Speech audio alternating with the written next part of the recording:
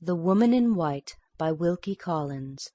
Read by Tim Bulkley of BigBible.org. Glenn Hallstrom, a.k.a. Smokestack Jones. Track 26. The Third Epoch.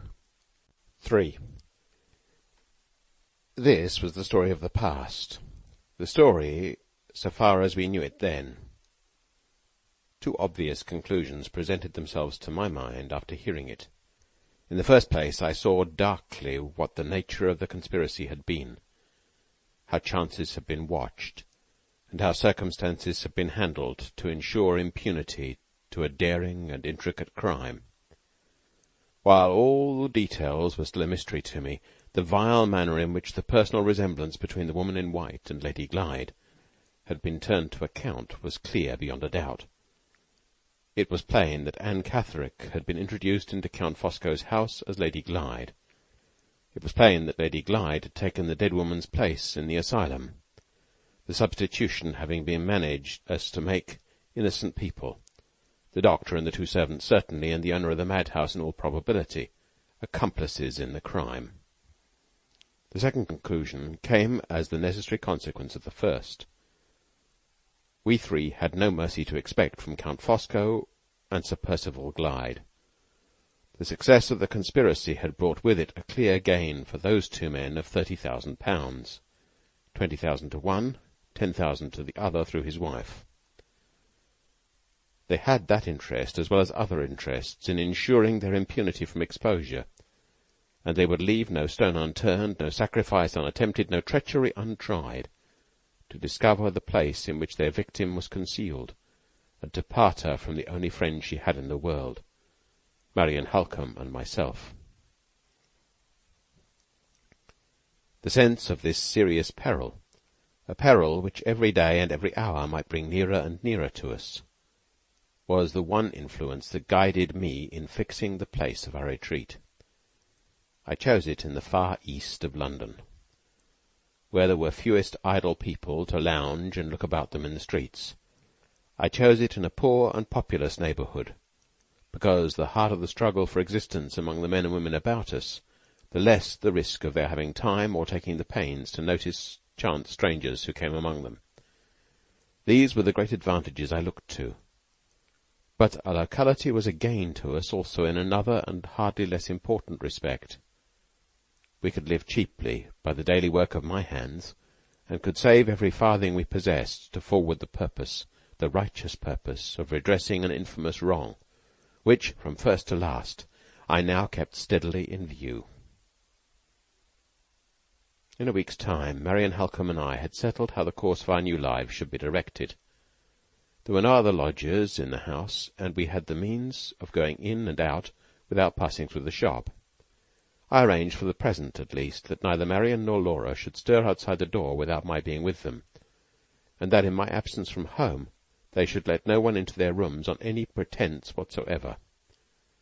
This rule established, I went to a friend whom I had known in former days, a wood engraver in large practice, to seek for employment, telling him at the same time that I had reasons for wishing to remain unknown. He at once concluded that I was in debt, and expressed his regret in the usual forms, and then promised to do what he could to assist me. I left his false impression undisturbed, and accepted the work he had to give. He knew that he could trust my experience and my industry.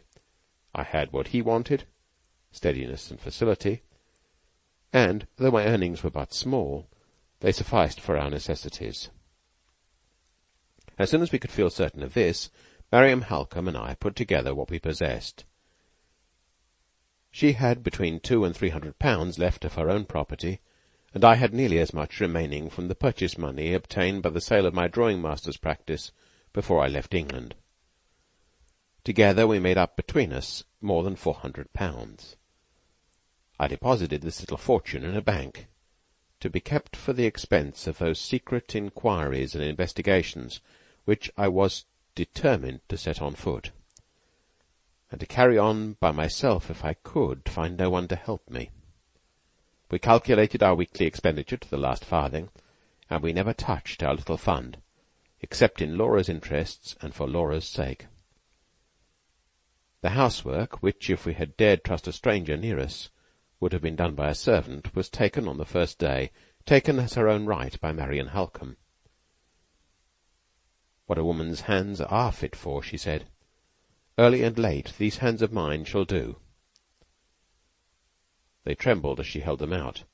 The wasted arms told their sad story of the past, as she turned up the sleeves of the poor, plain dress that she wore for safety's sake, and the unquenchable spirit of the woman burnt bright in her even yet.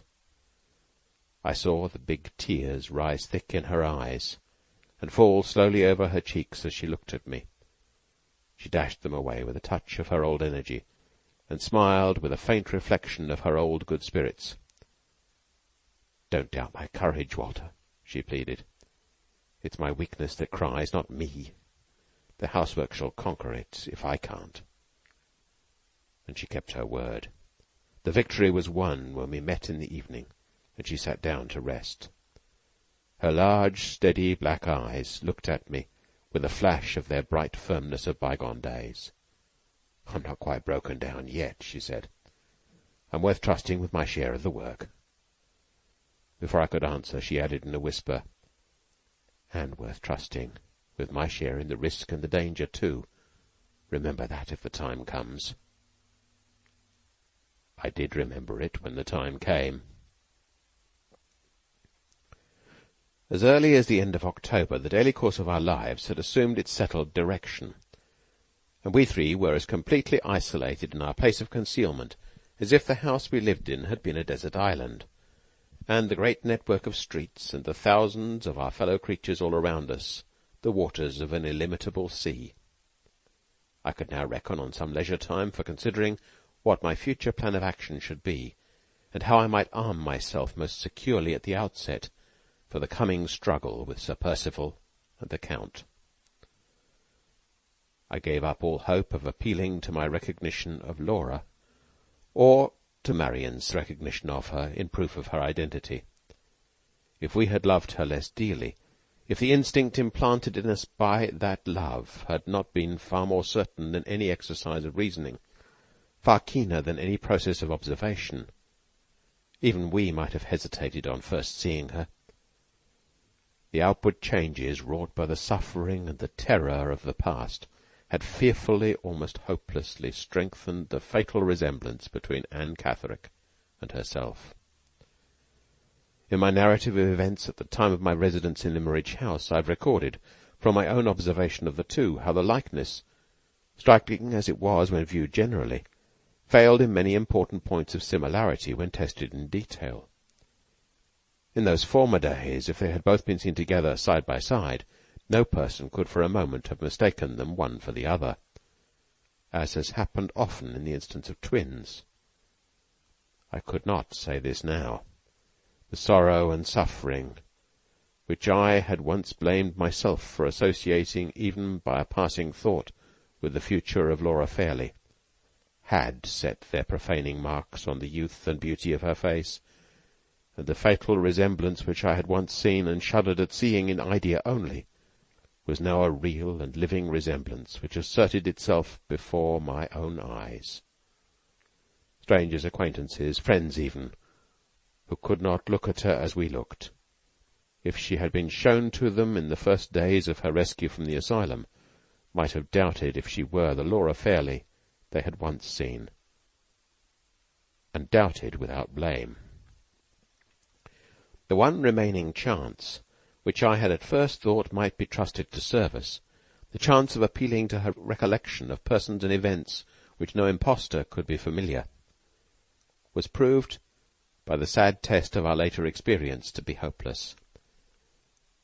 Every little caution that Marian and I practised towards her, every little remedy we tried to strengthen and steady slowly the weakened, shaken faculties, was a fresh protest in itself against the risk of turning her mind back on the troubled and terrible past. The only events of the former days which we ventured on encouraging her to recall were the little trivial domestic events of that happy time at Limmeridge, when I first went there and taught her to draw. The day when I roused those remembrances by showing her the sketch of the summer-house which she had given me on the morning of our farewell, and which had never been separated from me since, was the birthday of our first hope. Tenderly and gradually the memory of the old walks and drives dawned upon her, and the poor, weary, pining eyes looked at Marian and at me with a new interest, with a faltering thoughtfulness in them, which from that moment we cherished and kept alive. I bought her a little box of colours and a sketch-book, like the old sketch-book which I had seen in her hands on the morning that we first met. Once again, oh me, once again, at the spare hours saved from my work, in the dull London light, in the poor London room, I sat by her side to guide the faltering touch, to help the feeble hand. Day by day I raised and raised the new interest till its place in the blank of her existence was at last assured, till she could think of her drawing and talk of it, and patiently practise it by herself, with some faint reflection of the innocent pleasure in my encouragement, the growing enjoyment in her own progress, which belonged to the lost life and the lost happiness of past days. We helped her mind, slowly, by this simple means. We took her out between us to walk on fine days, in the quiet old city square near at hand, where there was nothing to confuse or alarm her. We spared a few pounds from the fund at the banker's to get her wine, and the delicate strengthening food that she required. We amused her in the evenings with children's games at cards, with scrapbooks full of prints which I borrowed from the engraver who employed me. By these and other trifling attentions like them, we composed her and steadied her, and hoped all things, as cheerfully as we could from time and care, that love that never neglected and never despaired of her. But to take her mercilessly from seclusion and repose, to confront her with strangers, or with acquaintances who were little better than strangers, to rouse the painful impressions of her past life, which we had so carefully hushed to rest, this, even in her own interests, we dared not do. Whatever sacrifices it cost, whatever long, weary, heart-breaking the delays it involved, the wrong that had been inflicted on her, if mortal means could grapple it, must be redressed without her knowledge and without her help. This resolution settled, it was necessary to decide how the first risk should be ventured, and what the first proceeding should be. After consulting with Marian, I resolved to begin by gathering together as many facts as could be recollected, and then to ask the advice of Mr. Kyle, whom we knew we could trust, and to ascertain from him, in the first instance, if the legal remedy lay fairly within our reach.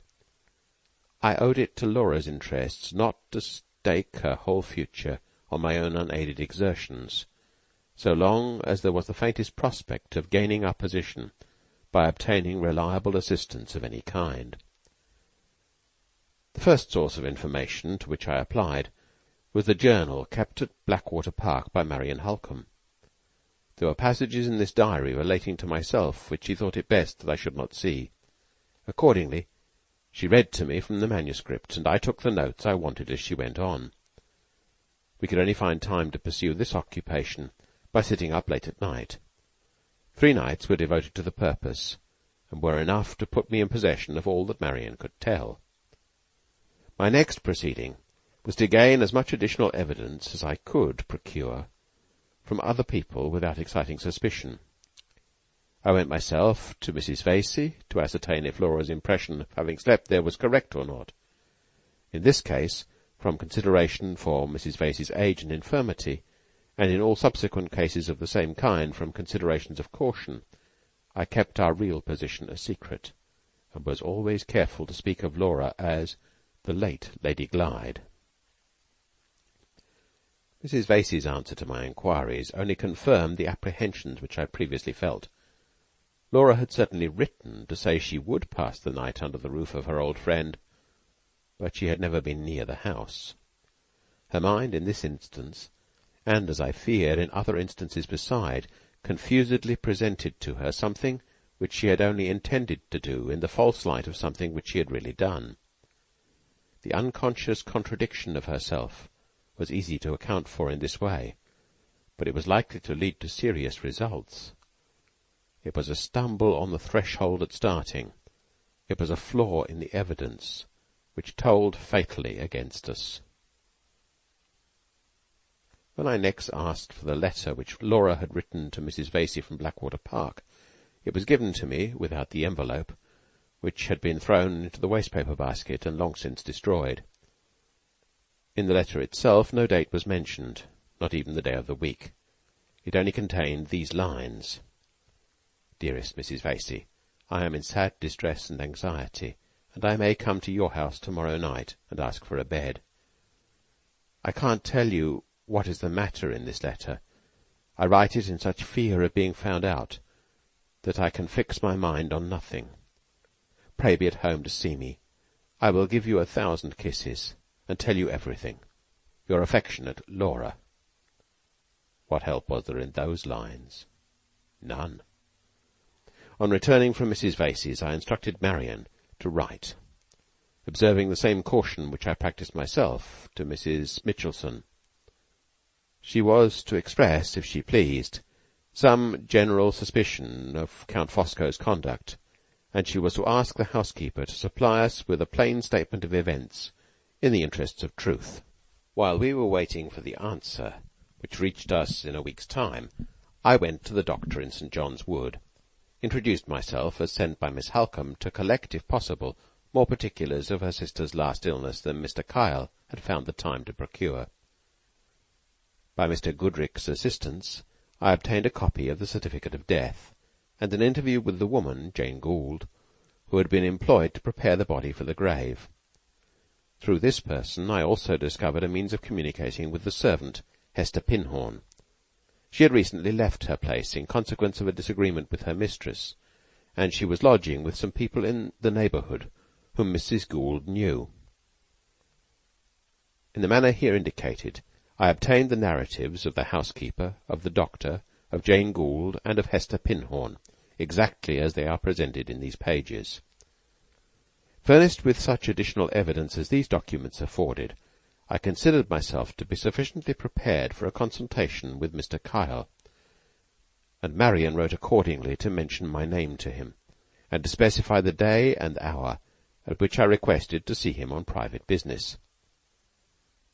There was time enough in the morning for me to take Laura out for her walk as usual, and to see her quietly settled at her drawing afterwards. She looked up at me with a new anxiety in her face as I rose to leave the room, and her fingers began to toy doubtfully in the old way with the brushes and pencils on the table. "You're not tired of me yet," she said. "You're not going away because you're tired of me.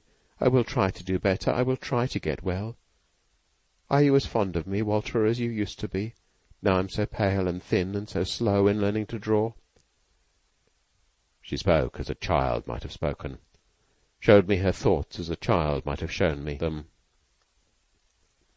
I waited a few minutes longer, waited to tell her that she was dearer to me now than she had ever been in past times. "Try to get well again," I said, encouraging the new hope in the future which I saw dawning in her mind.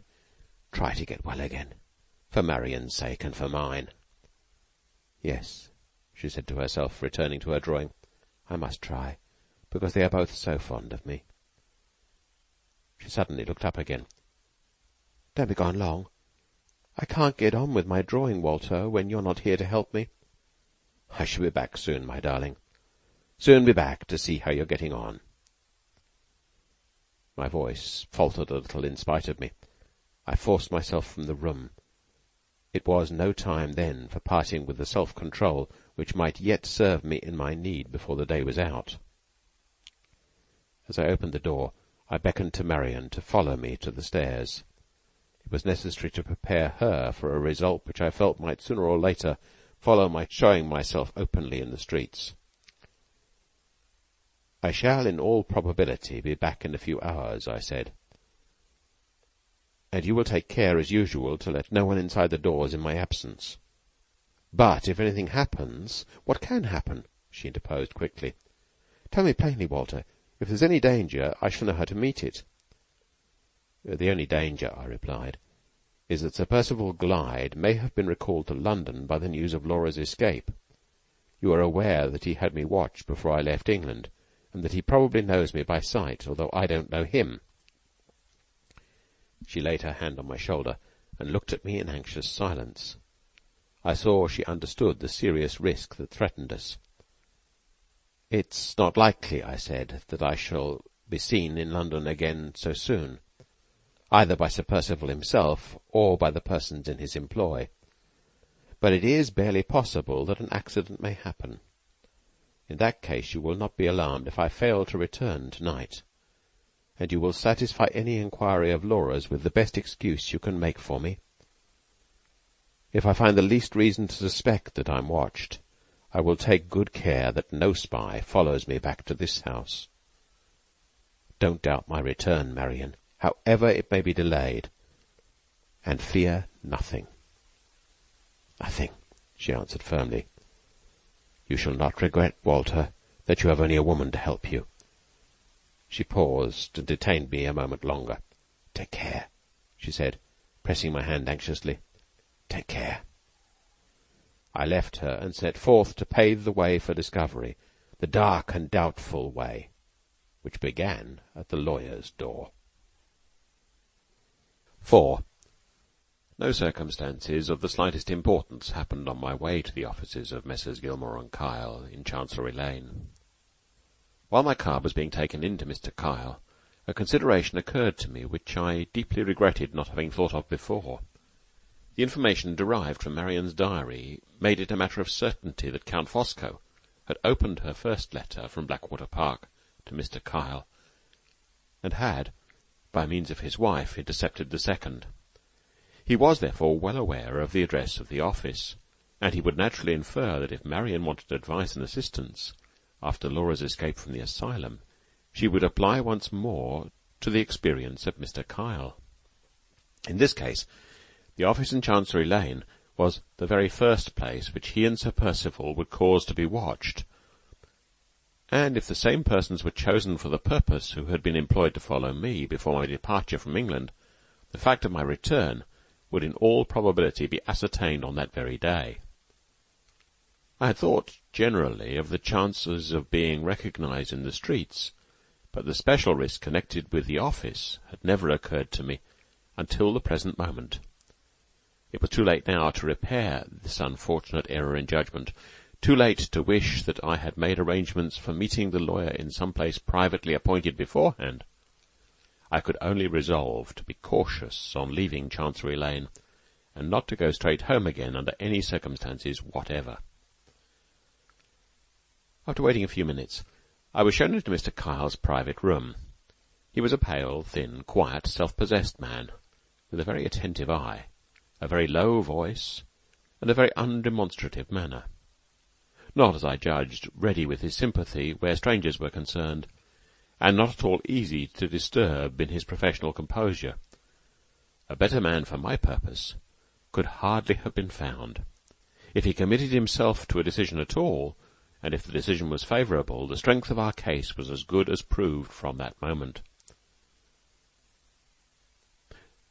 "Before I enter on the business which brings me here," I said, "I ought to warn you, Mr. Kyle, that the shortest statement I can make of it will occupy some little time." "My time is at Miss Halcombe's disposal," he replied. "Where any interests of hers are concerned, I represent my partner personally as well as professionally. It was at his request that I should do so, when he ceased to take an active part in business. May I inquire whether Mr. Gilmore is in England?" "He is not.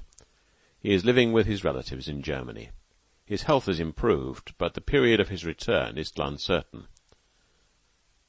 While we were exchanging these few preliminary words, he had been searching among papers before him, and he now produced from them a sealed letter. I thought he was about to hand the letter to me, but apparently changing his mind, he placed it by itself on the table, settled himself in his chair, and silently waited to hear what I had to say.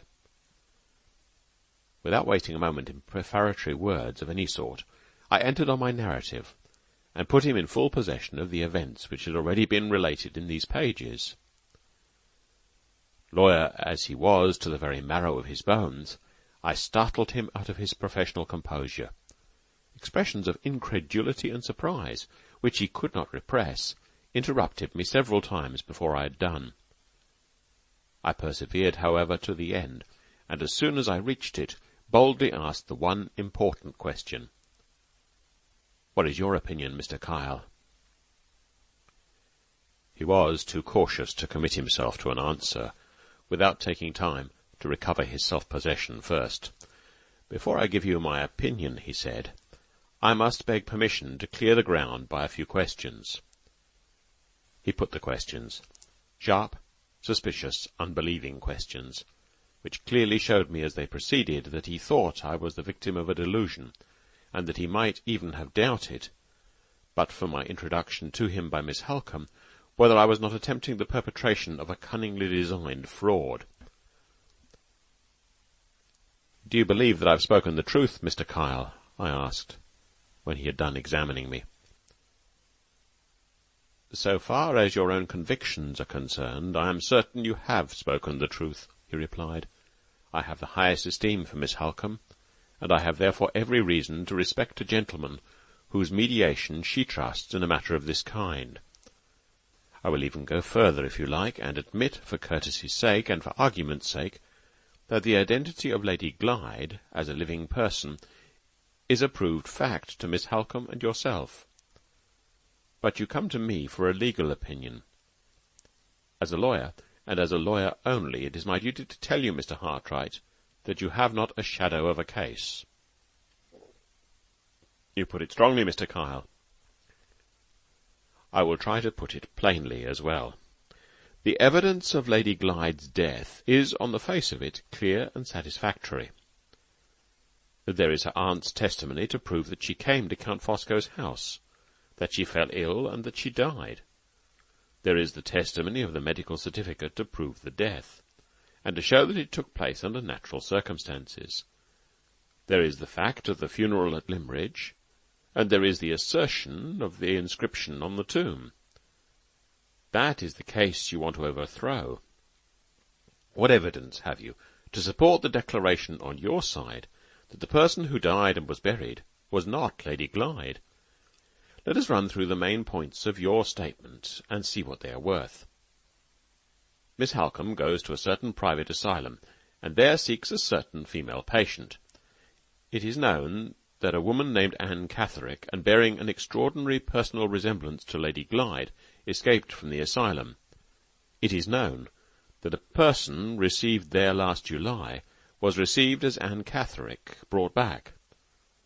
It is known that the gentleman who brought her back warned Mr. Fairley that it was part of her insanity to be bent on impersonating his dead niece, and it is known that she did repeatedly declare herself in the asylum, where no one believed her, to be Lady Glyde. These are all facts. What have you to set against them? Miss Halcombe's recognition of the woman, which recognition, after events, invalidate or contradict. Does Miss Halcombe assert her supposed sister's identity to the owner of the asylum, and take legal means for rescuing her? No. She secretly bribes a nurse to let her escape. When the patient has been released in this doubtful manner, and is taken to Mr. Fairley, does he recognize her? Is he staggered for one instant in his belief of his niece's death? No. Do the servants recognize her? No. Is she kept in the neighborhood to assert her own identity, and to stand the test of further proceedings? No. She is privately taken to London. In the meantime you have recognized her also, but you are not a relative. You are not even an old friend of the family. The servants contradict you, and Mr. Fairley contradicts Miss Halcombe, and the supposed Lady Glyde contradicts herself. She declares she passed the night in London at a certain house. Your own evidence shows that she has never been near that house, and your own admission is that her condition of mind prevents you from producing her anywhere to submit to investigation and to speak for herself. I pass over minor points of evidence on both sides to save time, And I ask you, if this case were to go now to a court of law, to go before a jury, bound to take facts as they reasonably appear, where are your proofs?" I was obliged to wait and collect myself before I could answer him. It was the first time the story of Laura and the story of Marion had been presented to me from a stranger's point of view. The first time the terrible obstacles that lay across our path had been made to show themselves in their true character. "There can be no doubt," I said, "that the facts, as you have stated them, appear to tell against us, but—" "But you think those facts can be explained away," interposed Mr. Kyle. "Let me tell you the result of my experience on that point. When an English jury has to choose between a plain fact on the surface and a long explanation under the surface, it always takes the fact in preference to the explanation. For example, Lady Glyde, I shall call the lady you represent by that name for argument's sake, declares she has slept at a certain house, and it is proved that she has not slept at that house. You explain this circumstance by entering into the state of her mind, and deducing from it a metaphysical condition. I won't say the conclusion is wrong. I only say that the jury will take the fact of her contradicting herself in preference to any reason for the contradiction that you can offer." "But is it not possible," I urged, "by dint of patience and exertion, to discover additional evidence? Miss Halcombe and I have a few £100. He looked at me with half-suppressed pity and shook his head. "Consider the subject, Mr. Hartright, from your own point of view," he said. "If you are right about Sir Percival Glyde and Count Fosco, which I don't admit, mind, every imaginable difficulty would be thrown in the way of your getting fresh evidence. Every obstacle of litigation would be raised. Every point in the case would be systematically contended. And by the time we had spent our thousands instead of our hundreds, the final result would, in all probability, be against us. Questions of identity, where instances of personal resemblance are concerned, are in themselves the hardest of all questions to settle. The hardest, even when they are free from complications which beset the case we are now discussing. I really see no prospect of throwing any light whatever on this extraordinary affair. Even if the person buried in Limmeridge churchyard were not Lady Glyde, she was, in life, on your own showing, so like her, that we should gain nothing if we applied for the necessary authority to have the body exhumed. In short, there is no case, Mr. Hartright. There really is no case." I was determined to believe that there was a case, and in that determination shifted my ground and appealed to him once more. "Are there not other proofs that we might produce besides the proof of identity?" I asked. "Not as you are situated," he replied. "The simplest and surest of all proofs, the proof of comparison of dates, is, as I understand, altogether out of your reach. If you could show a discrepancy between the date of the doctor's certificate and the date of Lady Glyde's journey to London, the matter would wear a totally different aspect, and I should be the first to say, let us go on. That date may be recovered yet, Mr. Kyle. On the day when it is recovered, Mr. Hartright, you will have a case. If you have any prospect at this moment of getting at it, tell me, and we shall see if I can advise you." I considered. The housekeeper could not help us. Laura could not help us. Marion could not help us. In all probability, the only person in existence who knew the date were Sir Percival and the Count. "I can think of no means of ascertaining the date at present," I said, "because I can think of no persons who are sure to know it but Count Fosco and Sir Percival Glyde." Mr. Kyle's calmly attentive face relaxed for the first time into a smile. "With your opinion of the conduct of those two gentlemen," he said, "you don't expect help in that quarter, I presume. If they have combined to gain large sums of money by a conspiracy, they are not likely to confess it at any rate." "They may be forced to confess it, Mr. Kyle." "By whom?" "By me." We both rose. He looked me attentively in the face, with more appearance of interest than he had shown yet. I could see that I had perplexed him a little. "You are very determined," he said. "You have, no doubt, a personal motive for proceeding, into which it is not my business to inquire. If a case can be produced in the future, I can only say my best assistance is at your service. At the same time I must warn you, as the money question always enters into the law question, that I see little hope, even if you ultimately establish the fact of Lady Glyde's being alive, of recovering her fortune. The foreigner would probably leave the country before proceedings were commenced, and Sir Percival's embarrassments are numerous enough and pressing enough to transfer almost any sum he may possess from himself to his creditors. You are, of course, aware—" I stopped him at that point. "Let me beg that we not discuss Lady Glyde's affairs," I said. "I have never known anything about them in former times, and I know nothing of them now, except that her fortune is lost. You are right in assuming that I have personal motives for stirring in this matter. I wish those motives to be always as disinterested as they are at the present moment." He tried to interpose and explain. I was a little heated, I suppose, by feeling that he had doubted me, and I went on bluntly without waiting to hear him. "There shall be no money motive," I said, "and no idea of personal advantage in the service I mean to render to Lady Glyde. She has been cast out as a stranger from the house in which she was born. A lie which records her death has been written on her mother's tomb, and there are 2 men, alive and unpunished, who are responsible for it. That house shall open again to receive her in the presence of every soul who followed the false funeral to the grave. That lie shall be publicly erased from the tombstone by the authority of the head of the family, and those 2 men shall answer for their crime to me. Though the justice that sits in tribunals is powerless to pursue them, I have given my life to that purpose, and, alone as I stand, if God spares me, I will accomplish it." He drew back towards his table and said nothing.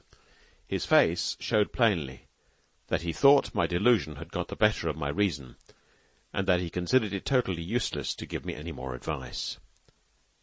"We each keep our opinion, Mr. Kyle," I said, "and we must wait till the events of the future decide between us. In the meantime, I am much obliged to you for the attention you have given to my statement. You've shown me that the legal remedy lies in every sense of the word beyond our means. We cannot produce the law proof, and we are not rich enough to pay the law expenses. It is something gained to know that." I bowed and walked to the door. He called me back and gave me the letter which I had seen him place on the table by itself at the beginning of our interview. "This came by post a few days ago," he said. "Perhaps you will not mind delivering it? Pray tell Miss Halcombe at the same time that I sincerely regret being thus far unable to help her except by advice, which will not be more welcome, I am afraid, to her than to you." I looked at the letter while he was speaking. It was addressed to Miss Halcombe, care of Messrs. Gilmore and Kyle, Chancery Lane. The handwriting was quite unknown to me. On leaving the room, I asked one last question. "Do you happen to know," I said, "if Sir Percival Glyde is still in Paris?" "He has returned to London," replied Mr. Kyle. "At least, I heard so from his solicitor, whom I met yesterday." After that answer, I went out. On leaving the office, the first precaution to be observed was to abstain from attracting attention by stopping to look about me. I walked towards one of the quietest of the large squares on the north of Holborn, then suddenly stopped and turned round at the place where a long stretch of pavement was left behind me. There were 2 men at the corner of the square who had stopped also, and were standing talking together. After a moment's reflection, I turned back so as to pass them. One moved as I came near, and turned the corner leading from the square into the street. The other remained stationary. I looked at him as I passed, and instantly recognized him as one of the men who had watched me before I left England. If I had been free to follow my own instincts, I should probably have begun by speaking to the man, and have ended by knocking him down. But I was bound to consider consequences. If I once placed myself publicly in the wrong, I put the weapons at once into Sir Percival's hands. There was no choice but to oppose cunning by cunning. I turned into the street down which the second man had disappeared, and passed him waiting in a doorway. He was a stranger to me, and I was glad to make sure of his personal appearance in case of future annoyance. Having done this, I again walked northward until I reached the new road. There I turned aside to the west, having the men behind me all the time. I waited at a point where I knew myself to be at some distance from a cab-stand, until a fast two-wheeled cab, empty, should happen to pass me. One passed in a few minutes. I jumped in and told the man to drive rapidly towards Hyde Park. There was no second fast cab for the spies behind me. I saw them dart across to the other side of the street, to follow me by running, until a cab or cab-stand came in their way. But I had the start of them, and when I stopped the driver and got out, they were nowhere in sight. I crossed Hyde Park and made sure, on the open ground, that I was free. Then, at last, I turned my steps homeward. It was not until many hours later, not until after dark. I found Marian waiting for me alone in the little sitting-room. She had persuaded Laura to go to rest, after first promising to show me her drawing the moment I came in. The poor, little, dim, faint sketch, so trifling in itself, so touching in its associations, was propped up carefully on the table with two books, and was placed where the faint light of the one candle we allowed ourselves might fall on it to best advantage. I sat down to look at the drawing, and to tell Marian in whispers what had happened. The partition which divided us from the next room was so thin that we could almost hear Laura's breathing, and we might have disturbed her if we had spoken aloud. Marian preserved her composure while I described my interview with Mr. Kyle, but her face became troubled when I spoke next of the men who had followed me from the lawyer's office, and when I told her of the discovery of Sir Percival's return. "Bad news, Walter," she said. "The worst news you could bring. Have you nothing more to tell me?" "I have something to give you," I replied, handing her the note which Mr. Kyle had confided to my care. She looked at the address and recognized the handwriting instantly. "You know your correspondent?" I said. "Too well," she answered. "My correspondent is Count Fosco." With that reply, she opened the note. Her face flushed deeply while she read it. Her eyes brightened with anger as she handed it to me to read in my turn. The note contained these lines: Impelled by honorable admiration, honorable to myself, honorable to you, I write magnificent Marian, in the interest of your tranquillity, I say two consoling words. Fear nothing. Exercise your fine natural sense and remain in retirement. Dear and admirable woman, invite no dangerous publicity. Resignation is sublime. Adopt it. The modest response of home is eternally fresh. Enjoy it. The storms of life pass harmless over the valley of seclusion. Dwell, dear lady, in the valley. Do this, and I authorize you to fear nothing. No new calamities shall lacerate your sensibilities. Sensibilities precious to me as my own. You shall not be molested. The fair companion of your retreat shall not be pursued. She has found new asylum in your heart. Priceless asylum. I envy her and leave her there. One last word of affectionate warning, of paternal caution, and I tell myself from the charm of addressing you. I close these fervent lines. Advance no farther than you have gone already. Compromise no serious interests. Threaten nobody. Do not, I implore you, force me into action. Me, the man of action, when it is the cherished object of my ambition to be passive, to restrict the vast reach of my energy and my combinations for your sake. If you have rash friends, moderate their deplorable ardor. If Mr. Hartwright returns to England, hold no communication with him. I walk on a path of my own, and Percival follows at my heels. On the day when Mr. Hartwright crosses that path, he is a lost man. The only signature to these lines was the initial letter F, surrounded by a circle of intricate flourishes. I threw the letter on the table with all the contempt that I felt for it. "He's trying to frighten you. A sure sign that he's frightened himself," I said. She was too genuine a woman to treat the letter as I had treated it. The insolent familiarity of the language was too much for her self-control. As she looked at me across the table, her hands clenched themselves in her lap, and the old, quick, fiery temper flamed out again brightly in her cheeks and in her eyes. "Walter," she said, "if ever those two men are at your mercy, and if you are obliged to spare one of them, don't let it be the Count." "I will keep this letter, Marion, to help my memory when the time comes." She looked at me attentively as I put the letter away in my pocket-book. "When the time comes," she repeated. "Can you speak of the future as if you were certain of it? Certain after what you've heard in Mr. Kyle's office? After what has happened to you today?" "I don't count the time from today, Marion. All I have done today is to ask another man to act for me. I count from tomorrow." "Why from tomorrow?" "Because tomorrow I mean to act for myself." "How?" "I shall go to Blackwater by the first train, and return, I hope, at night." "To Blackwater?" "Yes. I've had time to think since I left Mr. Kyle. His opinion on one point confirms my own. We must persist to the last in hunting down the date of Laura's journey. The one weak point in the conspiracy, and probably the one chance of proving that she is a living woman, centre in the discovery of that date." "You mean," said Marion, "the discovery that Laura did not leave Blackwater Park until after the date of her death on the doctor's certificate?" "Certainly." "What makes you think that it might have been after? Laura can tell us nothing of the time she was in London." "But the owner of the asylum told you that she was received there on the 27th of July. I doubt Count Fosco's ability to keep her in London, and to keep her insensible to all that was passing around her more than one night.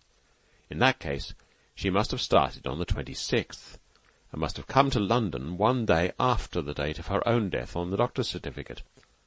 If we can prove that date, we prove our case against Sir Percival and the Count." "Yes, yes, I see. But how is the proof to be obtained?"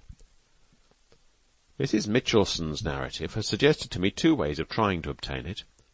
One of them is to question the doctor, Mr. Dawson, who must know when he resumed his attendance at Blackwater Park after Laura left the house.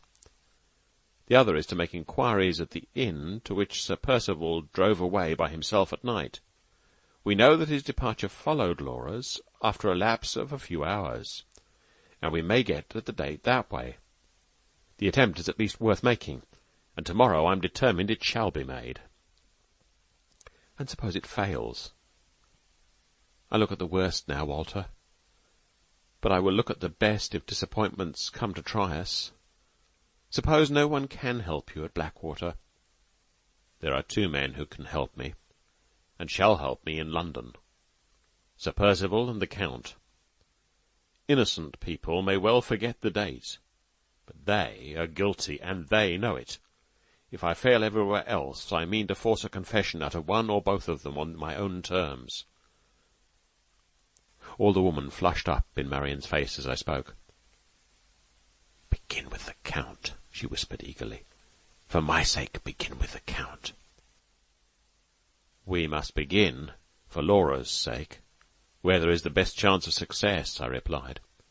The colour faded from her face again, and she shook her head sadly. "Yes," she said. "You're right. It was mean and miserable of me to say that. I try to be patient, Walter, and succeed better now than I did in happier times. But I have a little of my old temper still left, and it will get the better of me when I think of the Count." "His turn will come," I said. "But remember, there is no weak place in his life that we know of yet." I waited a little to let her recover her self-possession, and then spoke the decisive words. "Marion, there is a weak place we both know of in Sir Percival's life." "You mean the secret?" "Yes, the secret. It's our only sure hold on him. I can force him from his position of security. I can drag him and his villainy into the face of day by no other means. Whatever the Count may have done, Sir Percival has consented to the conspiracy against Laura from another motive besides the motive of gain. You heard him tell the Count that he believed his wife knew enough to ruin him. You heard him say that he was a lost man if the secret of Anne Catherick was known. Yes, I did. Well, Marion, when our other resources have failed us, I mean to know the secret. My old superstition clings to me even yet. I say again, the woman in white is a living influence in our 3 lives. The end is appointed, the end is drawing us on, and Anne Catherick, dead in her grave, points the way to it still. End of Track 26.